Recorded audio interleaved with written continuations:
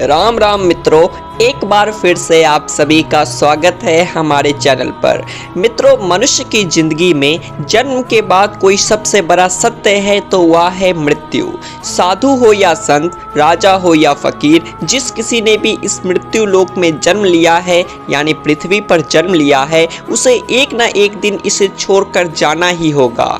ऐसे में जो लोग ये समझते हैं वो मृत्यु के बाद मोक्ष पाने की अभिलाषा में अपने जीते जीतो पुण्य कर्म करते ही है, बल्कि मरने के बाद भी कुछ कर्म ऐसे हैं जो अगर मृतक के परिवार वालों द्वारा विधि पूर्वक किए जाए तो मृतक की आत्मा को मुक्ति मिलती है। और मित्रों, इन्हीं कर्मों में से एक है अंतिम संस्कार के समय की जाने वाली कपाल क्रिया, जिसमें चिता में जल रहे सबके सिर पर 3 बार डंडा मारा जाता है।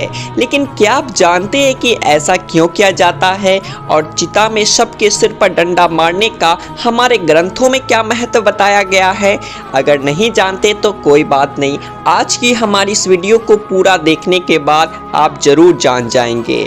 गरुड़ पुराण के धर्म ग्रंथों में मृत्यु के बाद किए जाने वाले कई कर्मों से जुड़ी बहुत सी मान्यताओं का वर्णन किया गया है।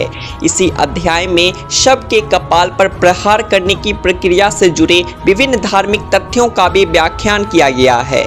गरुड़ पुराण में मनुष्य के अंतिम संस्कार को लेकर एक निश्चित विधि विधान का वर्णन मिलता है, जिसका पालन हिंदू धर्म के किसी भी व्यक्ति के अंतिम संस्कार के समय होता ही है। गरुड़ पुराण के अनुसार मृत्यु के पश्चात अंतिम संस्कार के समय सबको मुखाग्नि दिए जाने के बाद बांस के डंडे पर एक लोटा बांधकर सबके सिर पर घी डाला जाता है, और ऐसा इसलिए किया जाता है ताकि अग्नि दाह के समय सबका सिर अच्छे से जल सके। इसके पीछे का एक कारण यह भी है कि मनुष्य के सिर की हड्डी बाकी अंगों की अपेक्षा ज़्यादा मजबूत होती है, इसीलिए उसे अच्छे से अग्नि में नष्ट करने के उद्देश्य से ही शव की खोपड़ी पर ये घी डाला जाता है। अब प्रश्न ये उठता है कि शव के कपाल को पूर्ण रूप से नष्ट करना क्यों आवश्यक है? वास्तव में इसे करने के पीछे का कारण भी गरुड़ पुराण में वर्णित है, जिसके अनुसार यदि शव की खोपड़ी अग्निदाह के पश्चात अधजली रह जाती है, तब मृतक के अगले जन्म में उसका विकास पूर्ण रूप से नहीं हो पाता और वह अविकसित ही रह जाता है।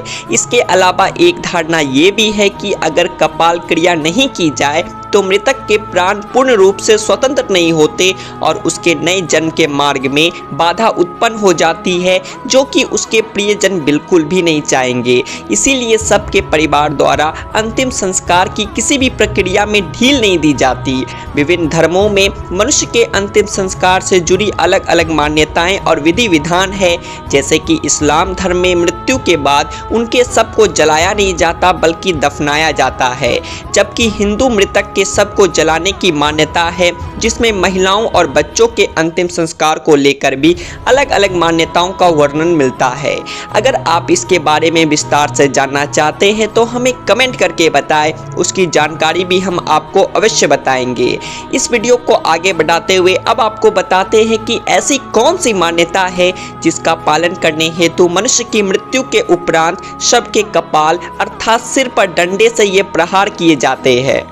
मित्रों, प्रचलित मान्यताओं के बीच एक विधि का वर्णन श्राद्ध चंद्रिका पुस्तिका में वर्णित है, जिसके अनुसार सिर में ब्रह्मा का वास माना गया है। इसीलिए शरीर को पूर्ण रूप से मुक्ति प्रदान देने के लिए कपाल क्रिया की जाती है, जिसके लिए मस्तिष्क में स्थित ब्रह्मरंध्र पंचतत्व का पूर्ण रूप से विलीन होना आवश्यक है। इसीलिए कपाल क्रिया को अंतिम संस्कार की प्रक्रिया में महत्ता दी गई है। इसके अतिरिक्त आपने ये भी सुना होगा कि कुछ अघोरी और तांत्रिक कपाल का उपयोग अपनी तंत्र विद्या और सिद्धियां प्राप्त करने के लिए करते हैं। यदि ऐसा उनके प्रियजन के कपाल के साथ हो जाए तो मृत्यु के बाद मृतक के लिए मोक्ष प्राप्ति की प्रक्रिया असंभव हो जाएगी। इस कारण भी कपाल क्रिया करना आवश्यक हो जाता है।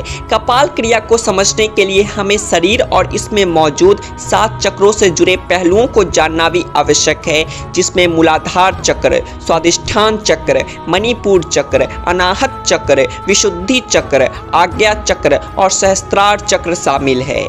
इनमें से सहस्त्रार चक्र को कपाल क्रिया से सीधा जुड़ा हुआ माना जा सकता है। सहस्त्रार अर्थात मस्तिष्क का मध्य भाग, इसे आप इस तरह भी समझ सकते हैं कि ये मस्तिष्क का वो हिस्सा होता है जहां पंडित लोग चोटी रखते हैं या जहां चोटी रखी जाती है। यदि व्यक्ति यम नियम का पालन करते हुए यहां तक पहुंच गया है तो वह आनंदमय शरीर में स्थित हो गया है। ऐसे व्यक्ति को संसार, संन्यास और सिद्धियों से कोई मतलब नहीं रहता। इस चक्र को जागृत करने के लिए लगातार ध्यान की आवश्यकता होती है। मूलाधार से होते हुए सहस्त्रार तक पहुंचा जा सकता है। शरीर की संरचना में इस स्थान पर अनेक महत्वपूर्ण विद्युतीय और जैवीय विद्युत का संग्रह मिलता है। इसे ही मोक्ष का द्वार भी माना गया है। वास्तव में धर्मशास्त्रों के अनुसार जब मनुष्य की मृत्यु होती है तब हमारी आत्मा उसी चक्र से शरीर को छूती है जिस चक्र के आसपास हमारे संपूर्ण जीवन व्यतीत हुआ हो। शास्त्रार्थ से आत्मा के विकास को मोक्ष प्राप्ति माना गया है। शास्त्रार्थ से जब आत्मा निकलती है तो वह कभी कभार मस्तिष्क को फोड़ कर निकलती है। और मित्रों, ये भी जरूरी नहीं कि सातवें चक्र को जागृत करने वाले हर व्यक्ति की आत्मा मस्तिष्क को फोड़ कर ही बाहर निकले, लेकिन ऐसा कभी कभी किसी किसी के साथ होता है। अगर किसी व्यक्ति की मृत्यु के दौरान अपने आप मस्तिष्क फट जाए तो मतलब साफ है कि वह साधारण व्यक्ति तो बिल्कुल भी नहीं रहा होगा और वे निश्चित ही मोक्ष प्राप्त करने वाला है। तो मित्रों, हिंदू धर्म में वर्णित कपाल क्रियाओं से जुड़ी यह मान्यताएं और विधि हिंदू धर्म में विश्वास रखने वाले लोगों के लिए किसी नियम से कम नहीं है। चाहे आप इन मान्यताओं में विश्वास रखते हो या नहीं, ये मान्यता अप्रत्यक्ष रूप से आपके जीवन से लेकर मरण तक आपसे जुड़ी हुई है और इसीलिए इनके बारे में जानना आपके लिए आवश्यक हो जाता है।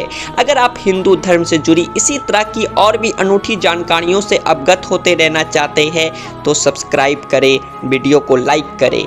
बोलिए एक बार प्यार से राधे राधे, जय श्री कृष्ण।